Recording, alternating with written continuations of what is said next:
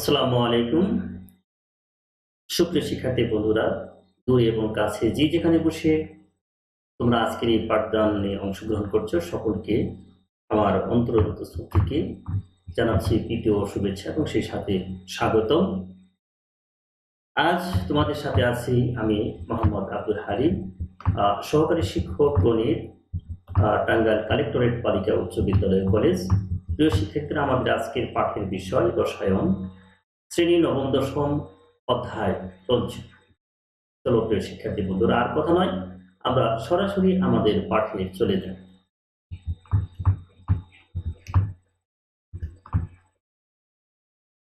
প্রিয় শিক্ষার্থীরা, গত ক্লাসে তোমাদের আয়নিক বন্ধন নিয়ে আলোচনা করেছিলাম। তো আজকে তোমাদের জন্য রয়েছে সমযোজী বন্ধন। চলো আমরা সমযোজী বন্ধন সম্পর্কে জানবো। সমযোজী বন্ধন কিভাবে গঠিত হয়, সমযোজী বন্ধন কাকে বলে, ইত্যাদি। প্রিয় শিক্ষার্থীরা, তোমরা লক্ষ্য করো, দুটি পরমাণুর মধ্যে ইলেকট্রন শেয়ারের মাধ্যমে যে বন্ধন সৃষ্টি হয় তাকে সমযোজী বন্ধন বলে। দুটি পরমাণুর মধ্যে ইলেকট্রন শেয়ারের মাধ্যমে যে বন্ধন সৃষ্টি হয় সেটাকে সমযোজী বন্ধন বলে। অত্যন্ত সহজ এবং সাধারণভাবে সংজ্ঞাটি তোমাদের জন্য উপস্থাপন করা হয়েছে। তোমরা যখন দেখবে যে দুটি পরমাণু ইলেকট্রন তাদের মধ্যে ত্যাগ এবং গ্রহণ সম্ভব হয় না, তখন এই দুটি পরমাণু ইলেকট্রন শেয়ারের মাধ্যমে এক ধরনের বন্ধন সৃষ্টি করে, যেটাকে বলা হয় সমযোজী বন্ধন। আমরা সমযোজী বন্ধনের আরেকটি সংজ্ঞা দেওয়ার চেষ্টা করেছি। বিষয়টি লক্ষ্য করো, দুটি অধাতব পরমাণু রাসায়নিক সংযোগের সময় উভয় পরমাণু এক বা একাধিক ইলেকট্রন সরবরাহ করে ইলেকট্রন যুগল সৃষ্টি করে এবং এই যুগল ইলেকট্রন উভয় পরমাণু সমানভাবে শেয়ার করে উভয় পরমাণু নিকটবর্তী নিষ্ক্রিয় গ্যাসে ইলেকট্রন বিন্যাস অর্জন করে। এভাবে যে বন্ধন সৃষ্টি হয় তাকে সমযোজী বন্ধন বলে। প্রিয় শিক্ষার্থীরা, তোমাদের অবশ্যই মনে রাখতে হবে, সমযোজী বন্ধন দুটি অধাতব পরমাণুর মধ্যে গঠিত হবে। সমযোজী বন্ধন অবশ্যই দুটি অধাতব পরমাণুর মধ্যে সৃষ্টি হবে। দুটি অধাতব পরমাণু যখন পরস্পরের নিকটবর্তী হয় তখন উভয় পরমাণু এক বা একাধিক ইলেকট্রন সরবরাহ করে এবং এই ইলেকট্রনগুলি উভয় পরমাণু সমানভাবে শেয়ার করে তারা নিকটবর্তী নিষ্ক্রিয় গ্যাসে ইলেকট্রন বিন্যাস অর্জন করে। ফলে তাদের মধ্যে এক ধরনের বন্ধন সৃষ্টি হয় যাকে সমযোজী বন্ধন বলা হয়। তাহলে আমাদের অবশ্যই মনে রাখতে হবে যে সমযোজী বন্ধন দুটি অধাতব পরমাণুর মধ্যে সংগঠিত হবে।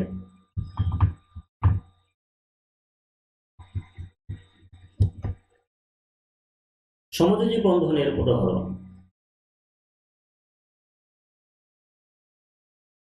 হাইড্রোজেন পরমাণুর সৃষ্টি। কিভাবে হাইড্রোজেন পরমাণু সৃষ্টি হয় লক্ষ্য করো বন্ধুরা, একটি হাইড্রোজেন পরমাণুর একটি মাত্র ইলেকট্রন আছে। তোমরা জানো যে হাইড্রোজেনের একটি মাত্র ইলেকট্রন আছে এবং এটা শেষ কক্ষপথ আছে, কারণ তার একটাই হচ্ছে কক্ষপথ। এটাই প্রথম এবং এটাই হচ্ছে শেষ কক্ষপথ। হাইড্রোজেন পরমাণুর একটি মাত্র ইলেকট্রন আছে। এটি নিকটবর্তী নিষ্ক্রিয় গ্যাসের ইলেকট্রন বিন্যাস অর্জন করার জন্য উহার আরো একটি ইলেকট্রনের প্রয়োজন। তোমরা জানো যে দুটি ইলেকট্রন মিলে দ্বিত্ব তৈরি হয় এবং দুটি ইলেকট্রন প্রাপ্ত হলে সেটি তার নিকটবর্তী যে নিষ্ক্রিয় গ্যাস হিলিয়ামের ইলেকট্রন বিন্যাস অর্জন করতে সক্ষম হয়। সেই জন্য উহা অপর একটি হাইড্রোজেন পরমাণুর সাথে একটি ইলেকট্রন শেয়ার করে উভয় পরমাণু হিলিয়ামের ইলেকট্রন বিন্যাস লাভ করে, ফলে হাইড্রোজেন অণু সৃষ্টি হয়। তো প্রিয় শিক্ষার্থীরা, তোমরা জানো যে একটি হাইড্রোজেন পরমাণু কিন্তু একটি ইলেকট্রন আছে, তাহলে অপর একটি হাইড্রোজেন পরমাণুর আরেকটি ইলেকট্রন আছে। তো এই দুটি হাইড্রোজেন পরমাণু পরস্পরের সাথে একটি করে ইলেকট্রন শেয়ার করে উভয়ই নিকটবর্তী নিষ্ক্রিয় গ্যাস হিলিয়ামের ইলেকট্রন বিন্যাস অর্জন করে এবং সেই সাথে হাইড্রোজেন পরমাণু গঠিত হয়। তোমরা বিষয়টি লক্ষ্য করো প্রিয় বন্ধুরা, তোমরা দেখতে পাচ্ছ যেখানে হাইড্রোজেন পরমাণুকে দেখানো হয়েছে এবং তার একটি মাত্র ইলেকট্রন দেখানো হয়েছে। আমরা আরেকটি হাইড্রোজেন পরমাণু তার সাথে আমরা সংযোগ করবো। দেখো, আরেকটি হাইড্রোজেন পরমাণু। এখন এই দুটা হাইড্রোজেন পরমাণু এই দুটি ইলেকট্রনকে পরস্পরের মধ্যে করবে, শেয়ার করবে।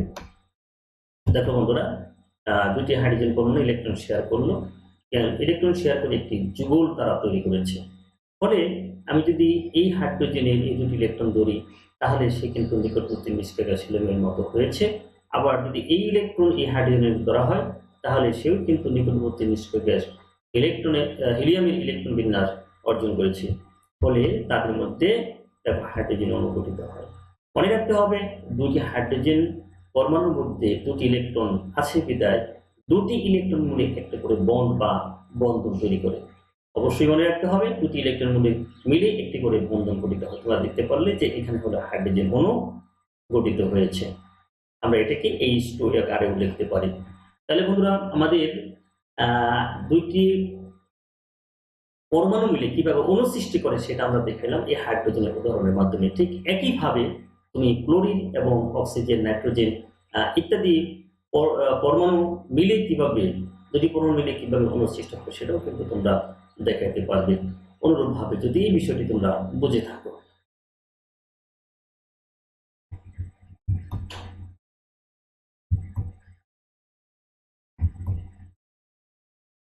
পানির অণু গঠন আমরা আরেকটি এক্সাম্পল তোমাদের উদ্দেশ্যে বর্ণনা করছি।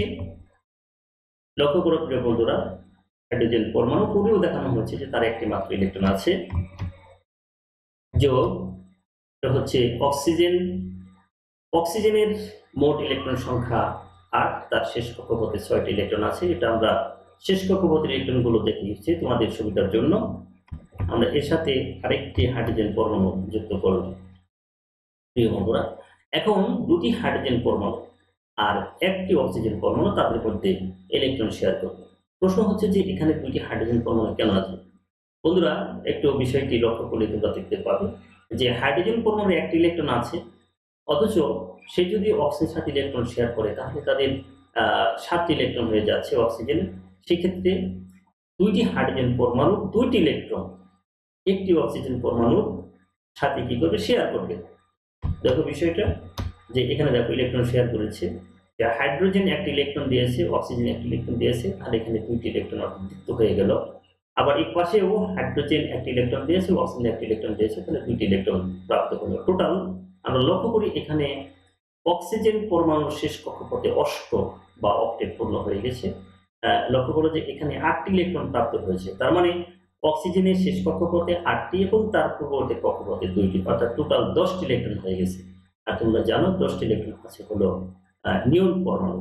তাহলে অক্সিজেন তার নিকটবর্তী নিষ্ক্রিয় গ্যাস নিয়নের ইলেকট্রন বিন্যাস অর্জন করেছে। অপরপক্ষে হাইড্রোজেন পরমাণু দেখো, হাইড্রোজেন পরমাণু তার নিকটবর্তী নিষ্ক্রিয় গ্যাস হিলিয়ামের ইলেকট্রন বিন্যাস অর্জন করেছে। অর্থাৎ এক্ষেত্রে দুটি পরমাণুই ইলেকট্রন শেয়ারের মাধ্যমে তাদের যে নিকটবর্তী নিষ্ক্রিয় গ্যাস আর তাদের ইলেকট্রন বিন্যাস অর্জন করতে সক্ষম হয়েছে, ফলে তাদের মধ্যে এক ধরনের বন্ধন অর্থাৎ সমযোজী বন্ধন গঠিত হয়েছে।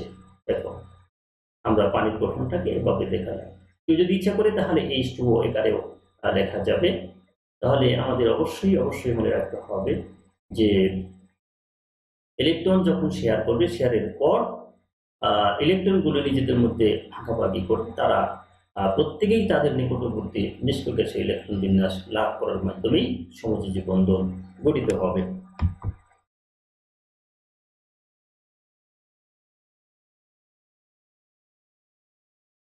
লক্ষ্য করি বন্ধুরা, অক্সিজেনের শেষ কক্ষপথে 6টি ইলেকট্রন রয়েছে। তোমরা দেখতেই পাচ্ছ অক্সিজেনের শেষ কক্ষপথে 6টি ইলেকট্রন দেখানো হয়েছে। তো অষ্টক পূর্ণ করার জন্য তার আরো 2টি ইলেকট্রন প্রয়োজন। সেজন্য উহা হাইড্রোজেনের 2টি পরমাণুর সাথে 2টি ইলেকট্রন শেয়ার করে নিকটবর্তী নিষ্ক্রিয় গ্যাস নিয়ন এবং হাইড্রোজেন নিকটবর্তী নিষ্ক্রিয় গ্যাস হিলিয়ামের ইলেকট্রন বিন্যাস অর্জন করে এবং এভাবেই পানির অণু গঠিত হয়। তো প্রিয় শিক্ষার্থীরা, এভাবে আরো এ ধরনের অণু যেমন অ্যামোনিয়ার অণু সহ আরো কার্বন ডাইঅক্সাইড অণু, কার্বন মনোক্সাইড অণু, এই ধরনের অনেক অণু কিন্তু এই সমযোজী বন্ধনের মাধ্যমে গঠিত হয়।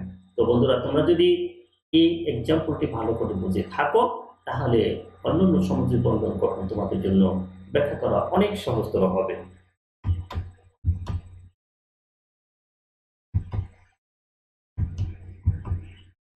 লক্ষ্য করি বন্ধুরা, এক্ষেত্রে আমরা দেখো 4টি হাইড্রোজেন পরমাণু দেখিয়েছি, 4টি হাইড্রোজেন পরমাণু, আর এখানে আছে হলো কার্বন পরমাণু। লক্ষ্য করো যে কার্বন পরমাণুর মোট ইলেকট্রন সংখ্যা হচ্ছে 6, প্রথম কক্ষপথে 2টি এবং পরবর্তী কক্ষপথে 4টি ইলেকট্রন আছে। আমরা সেই শেষ কক্ষপথের যে 4টি ইলেকট্রন, সেই 4টি ইলেকট্রন তোমাদের জন্য দেখিয়েছি। এবং হাইড্রোজেন পরমাণু একটি করে ইলেকট্রন আছে। তো আমরা এখানে যদি লক্ষ্য করি যে হাইড্রোজেন পরমাণু হলো 4টি আর কার্বন পরমাণু হচ্ছে 1টি। কারণ আমরা অষ্টক পূর্ণ যদি করতে পারি আর কোনো কোনো ক্ষেত্রে যদি বৃত্ত পূর্ণ করতে পারি, তাহলে সেক্ষেত্রে আমাদের ইলেকট্রন শেয়ারের মাধ্যমে একটা বন্ধন গঠিত হবে, অর্থাৎ সমযোজী বন্ধন গঠিত হবে। তো এখানে একটি কার্বন পরমাণুর সাথে 4টি হাইড্রোজেন পরমাণুকে যুক্ত করা হচ্ছে। লক্ষ্য করো বন্ধুরা, দেখো কত সুন্দরভাবে হাইড্রোজেন 4টি হাইড্রোজেন পরমাণু কার্বনের 4টি ইলেকট্রনের সাথে ইলেকট্রন শেয়ার করে দেখো অক্সিজেন পরমাণু দ্বিত্বপূর্ণ করেছে এবং কার্বন পরমাণু অষ্টকপূর্ণ করেছে।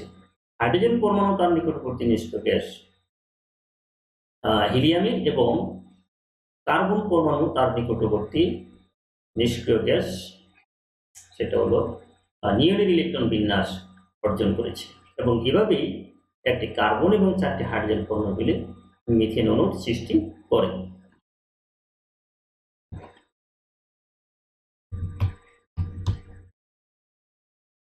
এবার আমরা জানবো মুক্ত জোড় এবং বন্ধন জোড় ইলেকট্রন।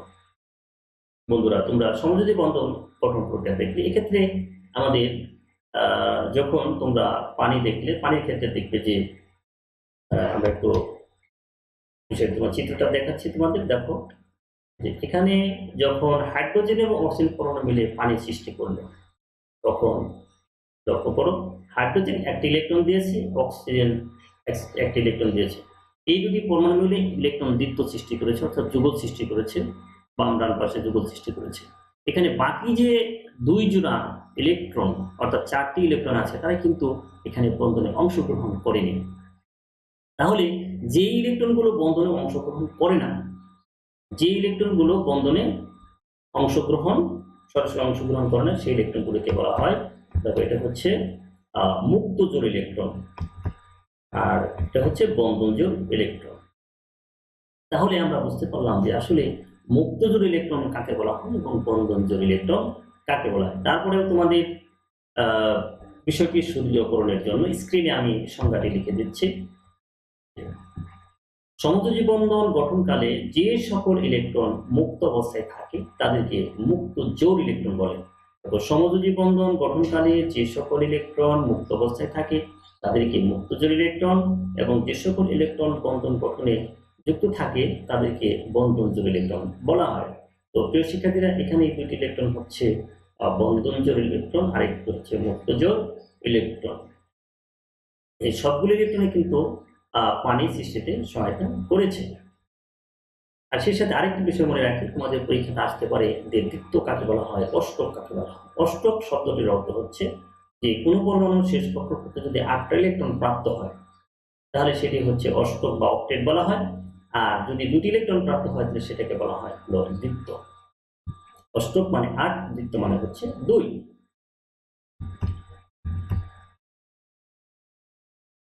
শিক্ষার্থীরা তোমরা দেখতে পাচ্ছ একটি বোরন পরমাণু, বোরনের মোট ইলেকট্রন সংখ্যা হচ্ছে 5 এবং তার শেষ কক্ষপথ ইলেকট্রন রয়েছে 3টি।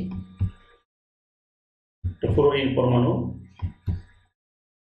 লক্ষ্য করো 3টি ফ্লোরিন পরমাণু। তোমরা জানো যে ফ্লোরিনের মোট 9টি ইলেকট্রন রয়েছে, প্রথম কক্ষপথে 2টি এবং তার পরবর্তী কক্ষপথে 7টি ইলেকট্রন রয়েছে। আমরা বোরনের সাথে ফ্লোরিনের 3টি পরমাণু যোগ করে দিলাম। আমাদের উদ্দেশ্য হলো সমযোজী বন্ধন এখানে গঠন করতে হবে। তো বন্ধুরা লক্ষ্য করো বিষয়টি প্রত্যক্ষ করলে তোমরা দেখতে পাবে যে বোরন তার একটি পরমাণু ফ্লোরিনের একটি পরমাণুর সাথে শেয়ার করেছে। লক্ষ্য করে 3টি ফ্লোরিন পরমাণু প্রত্যেকেই একটি করে ইলেকট্রন বোরনের 3টি পরমাণুর সাথে শেয়ার করেছে। এখন যদি আমরা লক্ষ্য করি, দেখো যে ফ্লোরিনের তার শেষ কক্ষপথে কিন্তু 8টি করে ইলেকট্রন প্রাপ্ত হয়েছে, অর্থাৎ অষ্টক পূর্ণ করতে সে পেরে গেছে। ফলে তার নিকটবর্তী নিষ্ক্রিয় গ্যাস নিয়নের ইলেকট্রন বিন্যাস অর্জন করতে সে সক্ষম হয়েছে। অপরদিকে আমরা দেখতে পাচ্ছি যে বোরন ফ্লোরিনের সাথে একটি করে ইলেকট্রন শেয়ার করার ফলে তার 4 পাশে অর্থাৎ সে কিন্তু অষ্টক পূর্ণ করতে পারেনি। অর্থাৎ এখানে 6টি ইলেকট্রন তার শেষ কক্ষপথে 6টি ইলেকট্রন প্রাপ্ত সে হয়েছে। তারপরেও এখানে কিন্তু একটি বন্ধন তৈরি হয়েছে, সেটা হচ্ছে এটা হচ্ছে বোরন ট্রাইফ্লোরাইড। এটা হচ্ছে বোরন ট্রাইফ্লোরাইড। তাহলে আমরা দেখতে পাচ্ছি যে একটি পরমাণু অষ্টক পূর্ণ করতে পারলেও আরেকটি পরমাণু কিন্তু অষ্টক পূর্ণ করতে পারেনি, তারপরেও এখানে কিন্তু একটা বন্ধন গঠিত হয়েছে। তাহলে এই ধরনের বন্ধনকে বলা হয় হলো অণু অসম্পূর্ণ, এখানে আসলে আমি দুঃখিত, এখানে অসম্পূর্ণ অষ্টক বা অক্টেট হবে, এখানে হবে অসম্পূর্ণ অষ্টক বা অক্টেট। বোরন পরমাণু অসম্পূর্ণ অষ্টক বা অক্টেট রয়েছে, আর ক্লোরিন পরমাণু সে কিন্তু অষ্টক পূর্ণ করতে পেরেছে। তাহলে আমাদের মনে রাখতে হবে বন্ধুরা যে এটি কিন্তু সমযোজী বন্ধনের একটি ব্যর্থতা, যে কোনো পরমাণু অষ্টক পূর্ণ না করেও কিন্তু সে একটি যৌগ গঠন করার সক্ষমতা অর্জন করতে পারে, এবং এই বিষয়টি আমাদের মনে রাখতে হবে, পরীক্ষাতে কিন্তু এই বিষয়গুলো আসে। তাহলে এই ধরনের যখন কোনো একটি পরমাণু ইলেকট্রন 8টি অপেক্ষা কম থাকার পরেও সে যখন বন্ধন গঠন করতে পারে তখন সেটাকে অসম্পূর্ণ অষ্টক বা অক্টেট বলা হয়।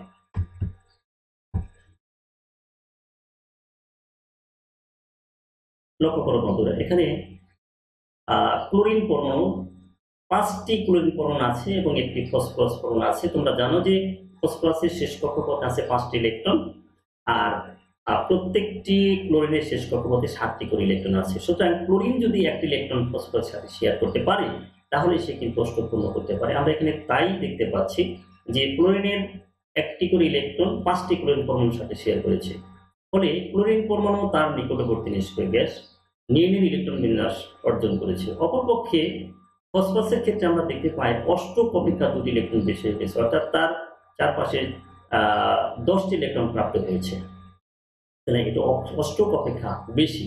তাহলে এই ক্ষেত্রে যে যৌগটি গঠিত হয়েছে সেটা হচ্ছে ফসফরাস পেন্টাক্লোরাইড।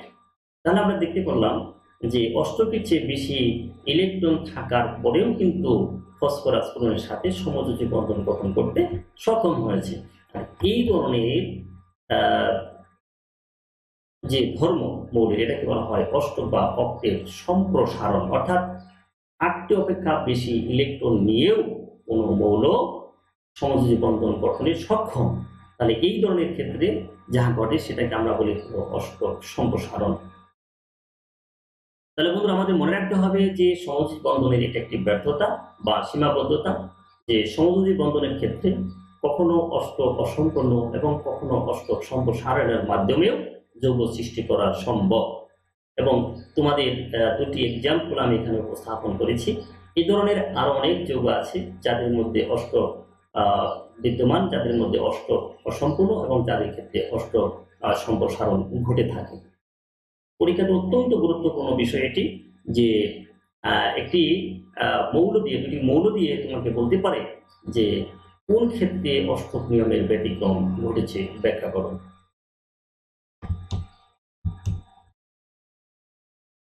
প্রিয় শিক্ষার্থীরা, তোমাদের উদ্দেশ্যে কয়েকটি বহু নির্বাচনী প্রশ্ন রয়েছে, চলো আমরা দেখি।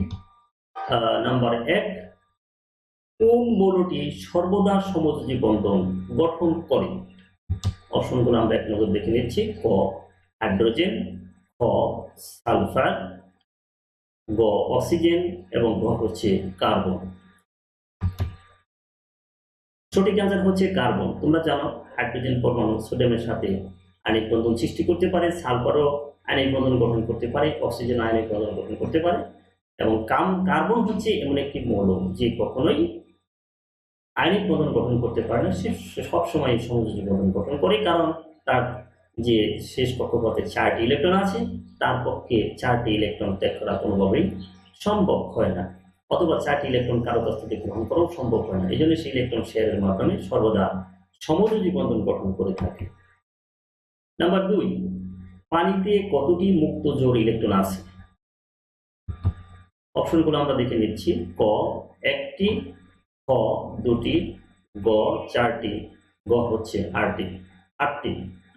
বন্ধুরা, পানির গঠনটি তোমাদের দেখানো হয়েছে, নিশ্চয়ই তোমাদের মনে আছে যে পানিতে কতগুলো মুক্ত জোড় ইলেকট্রন থাকতে পারে। পানিতে 2টি মুক্ত জোড় ইলেকট্রন থাকতে পারে। বিষয়টি তোমাদের উদ্দেশ্যে উপস্থাপন করছি। মনে রাখবেন বন্ধুরা, এখানে কিন্তু মুক্ত জোড় বলা হয়েছে, বলা হয়নি মুক্ত। যদি বলতো মুক্ত ইলেকট্রন কয়টি তাহলে অ্যান্সার হতো 4টি। কিন্তু যেহেতু বলা হয়েছে মুক্ত জোড়, অর্থাৎ জোড় কথাটি থাকার কারণে দুই জোড়া অর্থাৎ 4টি ইলেকট্রন সেখানে আছে। তাহলে আমাদের মনে রাখতে হবে মুক্ত জোড় মানে 2টি মুক্ত জোড় ইলেকট্রন বিদ্যমান। পরবর্তী প্রশ্ন নাম্বার 3, কোন যৌগটিতে অসম্পূর্ণ অষ্টক বা অক্টেট বিদ্যমান? কোন যৌগটিতে অসম্পূর্ণ অষ্টক বিদ্যমান তোমরা লক্ষ্য করো। এটা হচ্ছে কার্বন ডাই অক্সাইড, খ সালফার ডাই অক্সাইড, তারপরে গ বোরন ট্রাইফ্লোরাইড এবং হাইড্রোজেন ক্লোরাইড। সঠিক অ্যান্সারটি হচ্ছে বোরন ট্রাইফ্লোরাইড। তোমরা এই বন্ধনটি দেখেছ, বোরন ট্রাইফ্লোরাইডের অসম্পূর্ণ অষ্টক বিদ্যমান। চতুর্থ প্রশ্ন, মুক্ত জোড় ইলেকট্রন বিদ্যমান। একটি বহুপদী সমাপ্তিসূচক প্রশ্ন যে মুক্ত জোড় ইলেকট্রন বিদ্যমান নাম্বার 1 পানিতে, নাম্বার 2 অ্যামোনিয়াতে, নাম্বার 3 মিথেনে। কোনটি সঠিক? কোনটি সঠিক? সঠিক অ্যান্সার হচ্ছে 1 এবং 3। 1 এবং মুক্ত জোড় ইলেকট্রন বিদ্যমান, মুক্ত জোড় ইলেকট্রন বিদ্যমান। সরি বন্ধুরা, আসলে এখানে সঠিক অ্যান্সারটি হবে হলো ক। সঠিক অ্যান্সার হবে, আমি দুঃখিত। তোমার মনে রাখবে যে পানিতে 2 জোড়া মুক্ত জোড় ইলেকট্রন আছে এবং অ্যামোনিয়াতে 1 জোড়া মুক্ত জোড় ইলেকট্রন আছে এবং মিথেনে কোনো মুক্ত জোড় ইলেকট্রন নেই। অনাকাঙ্ক্ষিত বলের জন্য দুঃখিত। আসলে সঠিক অ্যান্সারটি হবে হলো ক নাম্বার। তাহলে প্রিয় শিক্ষার্থী বন্ধুরা, আমরা 1 থেকে 4 পর্যন্ত বহুনির্বাচনী প্রশ্নগুলো দেখলাম। আমার মনে হয় তোমরা বিষয়টি বুঝতে পেরেছ।